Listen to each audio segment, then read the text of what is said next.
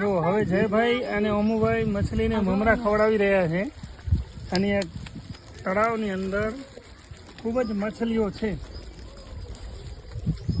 જેને ઓમુભાઈ મમરા ખવડાવી રહ્યા છે અને મછલીઓને આજે મમરા ખાવાની મોજ પડી ગઈ.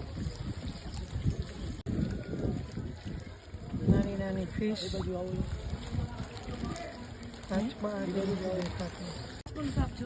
કાચબાનું મોઢું દેખાય. કાચ બંદર આ લેવું એ સ્પીડ જોઈ શકો. દેખાયો